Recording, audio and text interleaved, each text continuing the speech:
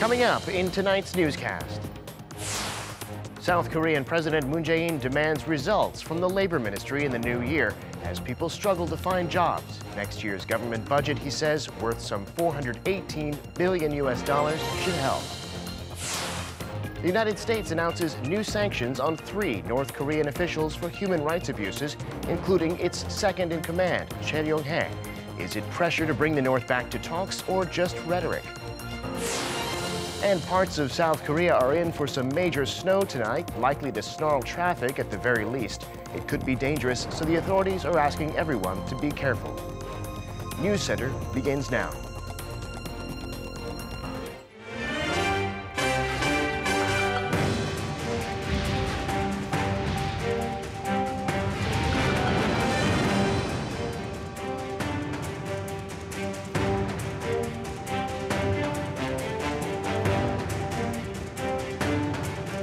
It's 8 o'clock p.m. here in Korea. You're watching News Center on Arirang TV, coming to you live from Seoul.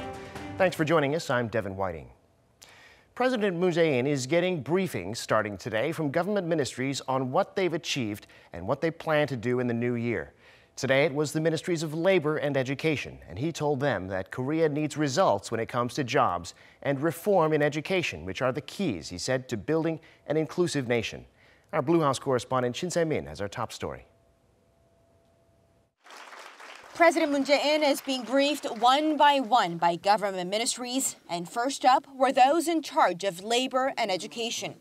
The president praised the work done by the Labor Ministry in terms of cutting working hours and improving the job security of irregular workers in the public sector, a step forward, he said, in making the country an inclusive nation.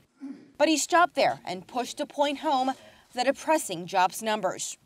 President Moon ordered his government to speed things up and get some results. 일부 일자리의 질은 높아졌을지 모르지만 어쨌든 좋은 일자리를 늘린다는 면에서 성공하지 못했다. 물론 이 정책이 성과를 제대로 보기까지는 시간이 필요합니다. 그러나 국민들은 오래 기다릴 만한 그런 여유가 없습니다. And he said the passage of the government's $418 billion budget for next year should definitely help spur the process forward and result in tangible achievements. In terms of education, the president emphasized its importance, calling it the starting point in achieving the administration's goal of an inclusive nation. 교육을 통해서 혁신 인재들이 길러지고 또 교육을 통해서 앞으로 자신의 삶이 더 나아질 것이라는 미래의 희망을 가지게 되고 또 교육을 통해서 말하자면 계층이 이동할 수 있는 그런 어떤 사다리가 만들어지고 이런 것이 지금 우리 교육이 해야 될 역할이라고 생각합니다. The president then ordered the ministry to work to meet the standards of the people and to improve transparency and fairness from early childhood education all the way up to the university level. He said without such transparency, major education reform is impossible. Recent revelations of accounting fraud at private kindergartens have sparked a controversy and led to the shutdown of a number of institutes across the nation. There are 5 more ministries due to brief the president next week on their policy plans for 2019 and more to come after the new year. Shin Se-min, Arirang News. President Moon has said the nation's economy is looking solid at the macro level, but he added that indicators regarding people's livelihoods are not looking good. President Moon's new economic chief also expressed the importance of producing tangible economic results in his inauguration speech. Our Ko Ryun-hee reports. A reality check on the country's economy. Chairing the weekly cabinet meeting at the government complex in Sejong City for the first time, President Moon Jae-in said the issue of revitalizing regional economies is an urgent matter. He said the country's economic growth lies with the regional economies and said there is much that still needs to be resolved. 양극화와 소상공인 자영업의 어려움도 해결되지 않았습니다. 조선, 자동차, 철강 등 전통적인 산업이 위기를 맞은 지역은 더더욱 어려움을 호소하고 있습니다. 다 함께 잘 사는 포용적 성장은 이런 문제들을 해결하지 않고는 불가능합니다. President Moon added that it is important for South Koreans to tangibly feel the economic accomplishments of its administration. And those sentiments were reiterated by the new finance minister Hong Nam-gi. During his inaugural speech, Hong, who also doubles as deputy prime minister, said the tangible outcomes will speak for themselves. He said he'll focus on the administration's three major economic tenets: income-led growth, innovative growth, and a fair economy, and said he will not hesitate in making tough calls. In his speech, Minister Hong said he will strengthen communication with the private sector. And when problems occur, he vowed to solve those through dialogue and coordination.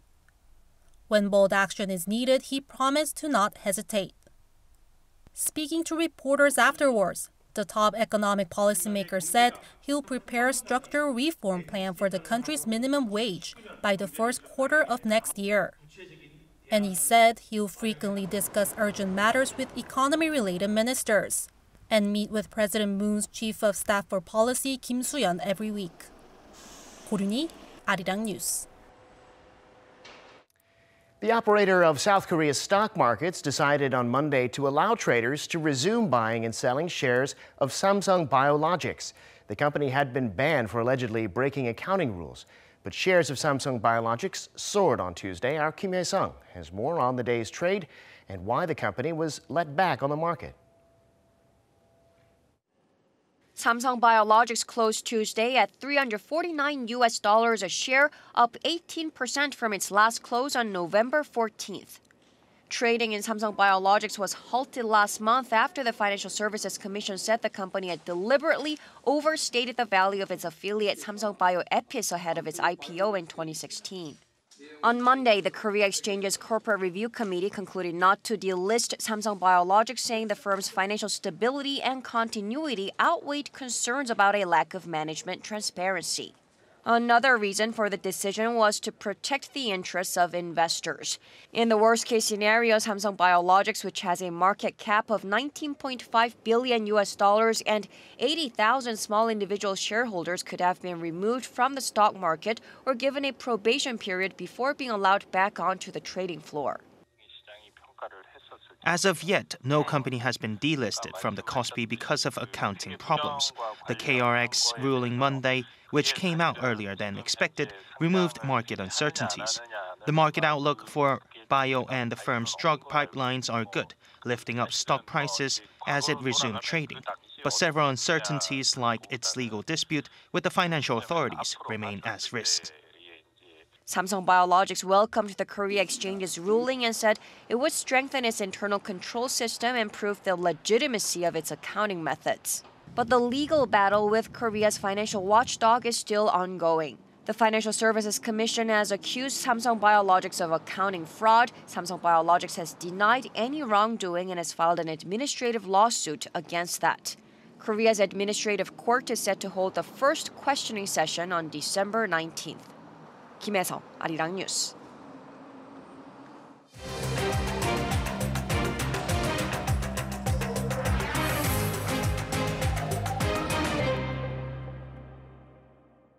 The United States added 3 North Korean officials to its sanctions list on Monday, citing human rights abuses. One of them is a top aide to Kim Jong-un. The timing is notable since Pyongyang and Washington seem to be at an impasse right now in their denuclearization talks. Our Foreign Ministry correspondent Lee Ji-won looks at what Washington might be trying to do. North Korea's de facto second-in-command Choi Ryong-hae has been added by the United States to its sanctions for human rights violations. On that list, he joins leader Kim Jong-un and his sister Kim Yo-jong. Many say it's a move to put pressure on Kim Jong-un, with Pyongyang not responding to Washington's requests for talks. By sanctioning key figures in the North Korean leadership, the U.S. is sending the message that sanctions will be made harsher if the North does not commit to talks. Shin says with North Korea unresponsive to sweet talk about alleviating economic sanctions, the U.S. may have had to take the pressure approach. Some, however, say it's overreaching to say that the latest move is an attempt to simply bring the North back to denuclearization talks. It was International Human Rights Day on Monday, and on that day, the U.S. State Department submitted its report on North Korean human rights. And in line with that, Washington announced sanctions on those responsible for violations.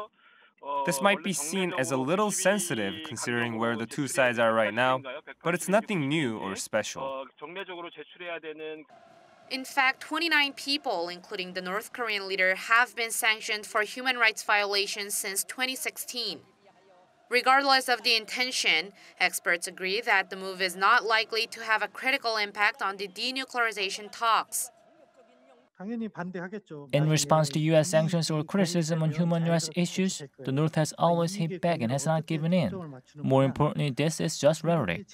If North Korea and the U.S. have an understanding and share interests, then denuclearization talks will continue.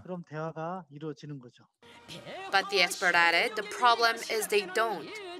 Unless one gives in, possibly the North giving up its nuclear program in the face of sanctions, or President Trump holding a second summit with Kim for domestic political reasons, the experts said this deadlock could continue for a while.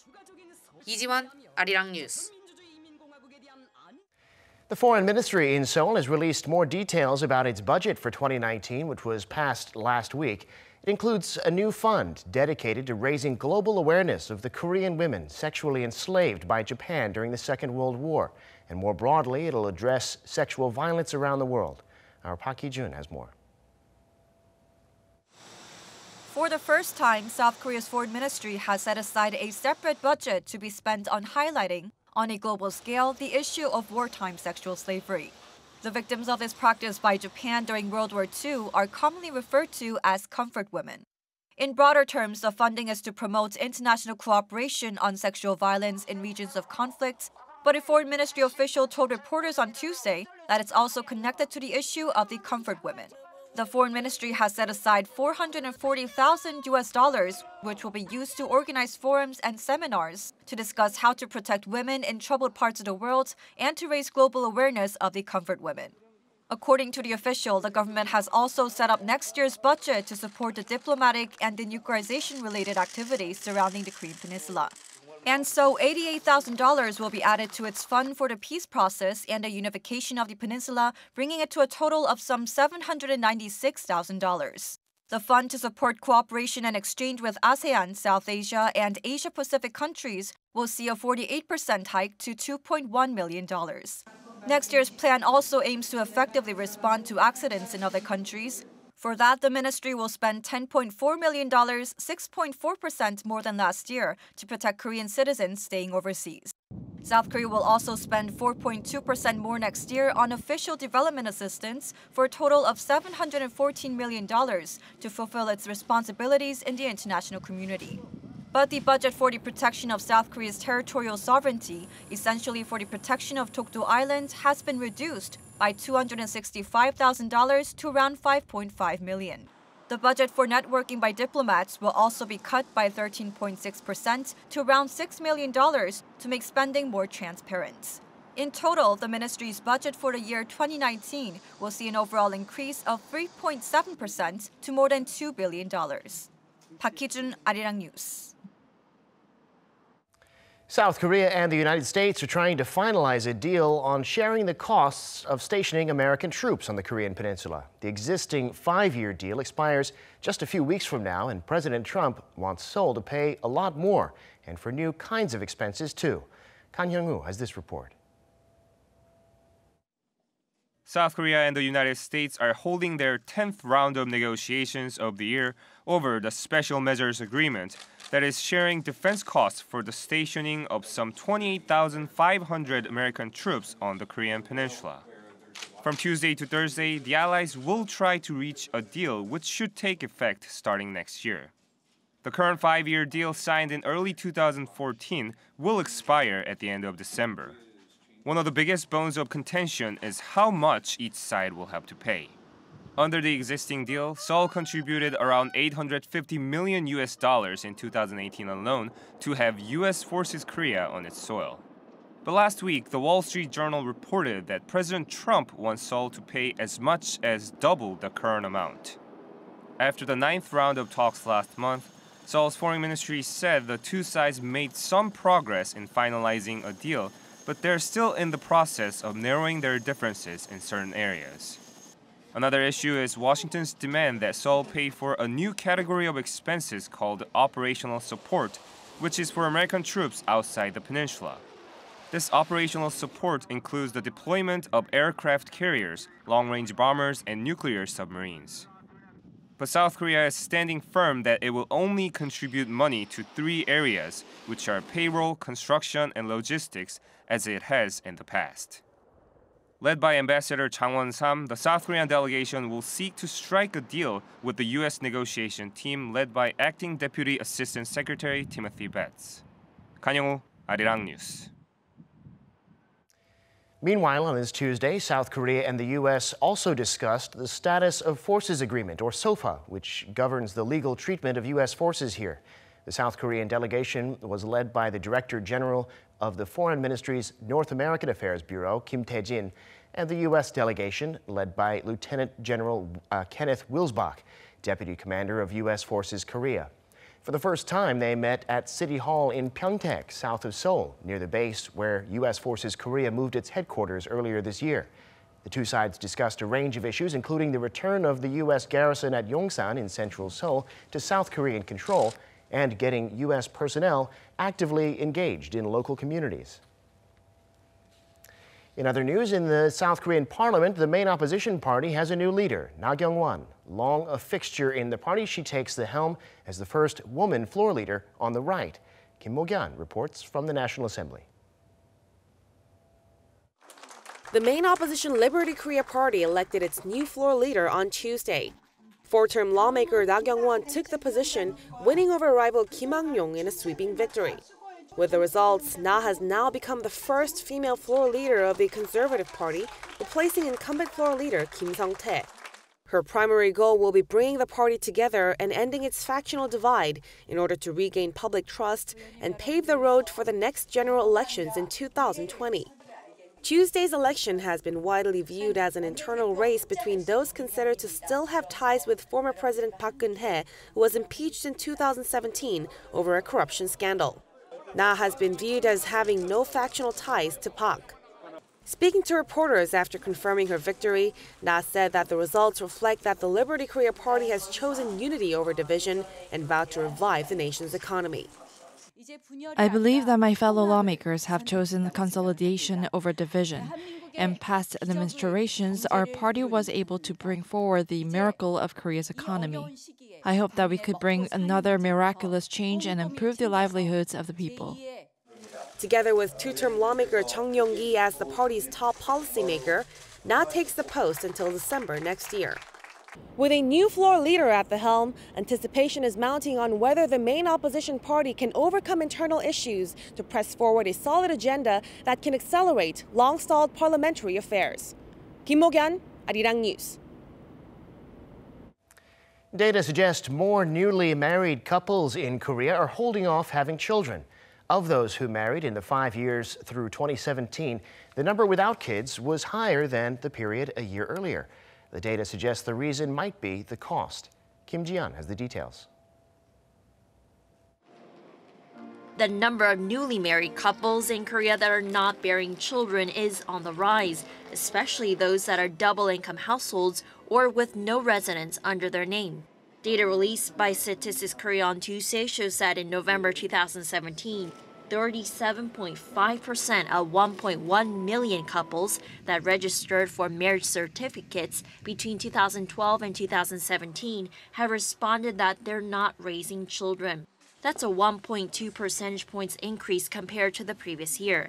Double-income households, which comprise nearly 45% of all newlyweds, were found to be more likely to not have children compared to households that relied on a single breadwinner. The average yearly income of the newlyweds overall soared by nearly 5% on year to an estimated $46,700. The majority of newlyweds were found to have a loan balance in financial institutions, most of them recording between $88,500 and $177,000.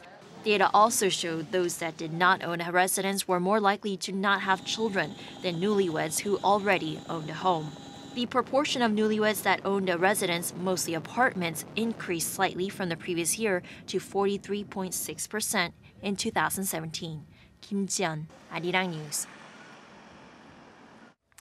The short list of candidates for Time magazine's 2018 Person of the Year is out, and President Moon Jae-in is on it. Since 1927, the U.S. magazine has identified the person or groups of people who it thinks, for better or worse, most influenced the world during the year. Choi Si-young has this story. Unveiled on NBC's Today Show on Monday, Time magazine's shortlist has 10 candidates in the running, including South Korea's leader Moon Jae-in.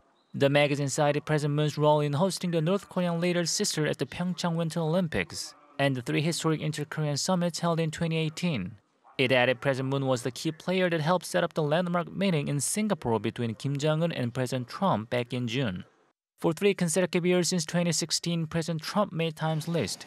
The magazine said President Trump enacted controversial policies from separations at the border to a trade war with China and navigated crises involving both himself and his staff, one of which is the probe into Russian interference in the 2016 presidential election. Robert Mueller, the man heading the special counsel investigating Russia's influence, is also on the short list. Time magazine notes how the probe led by the former FBI director has already resulted in more than 191 criminal charges against 32 people and 3 companies. One of the international candidates is Saudi journalist and dissident Jamal Khashoggi. A vocal critic of Crown Prince Mohammed bin Salman, the journalist is believed to have been murdered on orders from the prince.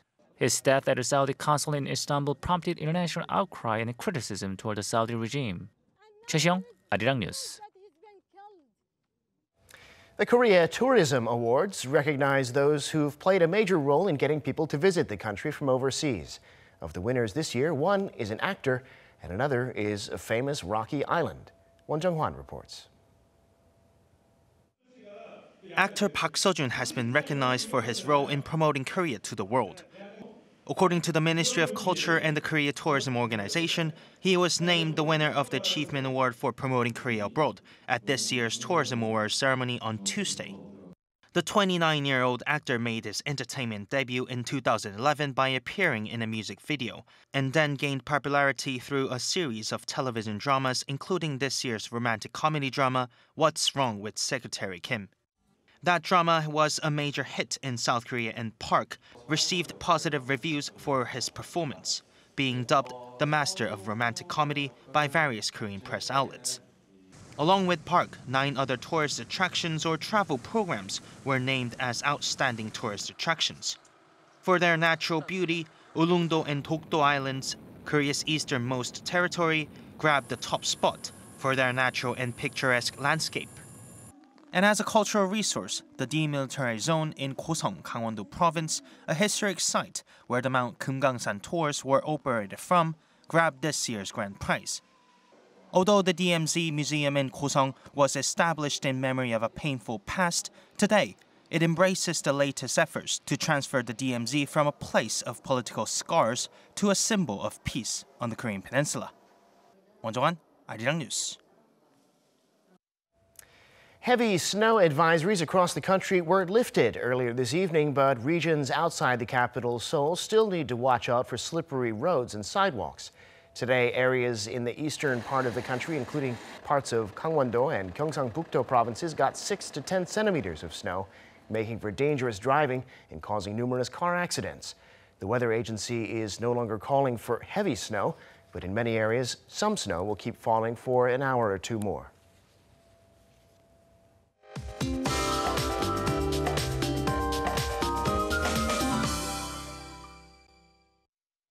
Now we turn to our Michelle Park at the Weather Center for the latest updates. Michelle, we had some flurries earlier in Seoul. No real snow here, but there is elsewhere. That's right, Devin. Within a couple of hours, the snow is expected to taper off completely, but until then, there's still about 1 to 5 centimeters of snow to fall on the southeastern provinces. And it's going to be a brighter day tomorrow in Korea, but we'll have stronger winds, which can play a big role in dropping your body temperatures.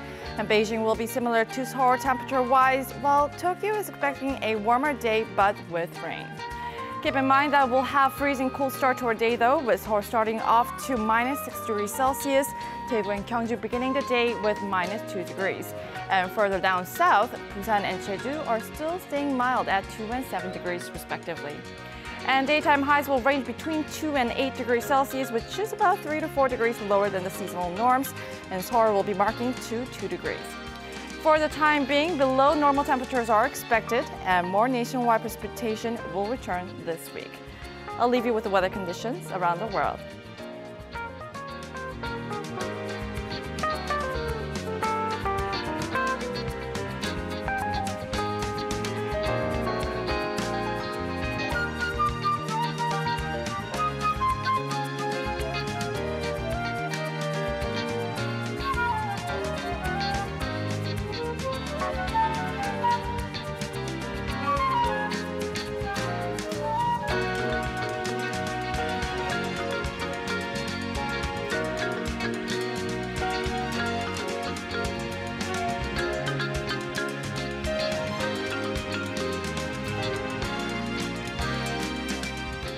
And that brings us to the end of this edition of Arirang's News Center. Thanks for being with us.